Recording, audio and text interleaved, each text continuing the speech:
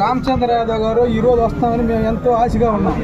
కానీ ఈరోజు పోలీసులు ఆయన్ని అందుకొని రానికుండా చేయడం అనేది దుర్మార్గం. ప్రభుత్వం అంటే ప్రతిదీ ఆదుకోవాలి, కానీ దుర్మార్గం చేయకూడదు కదా. ఇప్పుడు ఎంతమంది నేను అడ్డుకుంటారో చెప్పండి. బలవంతంగా రైతులు ఇష్టపడితేనే భూమి తీసుకుంటారు, కానీ బలవంతంగా తీసుకున్నాను మీకు ఎక్కడ ఏ రాజ్యాంగం రాసి ఉందా, ఏ చట్టం రాసి ఉందా? మా భూమి మేము కావాలంటున్నాం. మాకు ఇక్కడ చీకట్లో ఉన్న వాళ్ళు ఇల్లులో తీసుకొచ్చారు రామచంద్ర యాదవ్. ఆయన మేము విజయవాడలోకి పోయి బదిలాడుకున్నాం. సార్ మీరు రావాలా నీకు విజయవాడ వస్తానండి, లేకుండా మీరు ఆపడం దుర్మార్గం పనులు మంచి పనులు. బ్రిటిష్ వాళ్ళు పరిపాలన అంటే మాకు అర్థమవుతుంది. బ్రిటిష్ వాళ్ళు ఏ రకంగా పరిపాలించారో అది మీరు చూపిస్తున్నారు. ప్రజలంటే ఏంది, ప్రభుత్వాన్ని ఆదుకోవాలి ప్రజలు. ఈ రకంగా ఉంటే ఒకసారి చెప్పండి, సామాన్య వాడు ఎట్ట బతకాలా?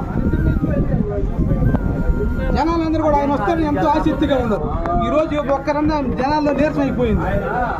ఎంతమంది మీరు పోలీసు దళాలను పెట్టి మీరు జనాన్ని రెచ్చగొట్టి ఆపుతారు? ఏదో చేయమండి ప్రభుత్వాన్ని, మా ప్రాణాలను ఇస్తాం, కానీ తగ్గే పని లేదు. రామచంద్ర యాదవ్ ఎప్పటికైనా కైలాట రావాలా, మీటింగ్ పెట్టాలా, సమస్య లేదు. అది మేము చెప్తున్నాం.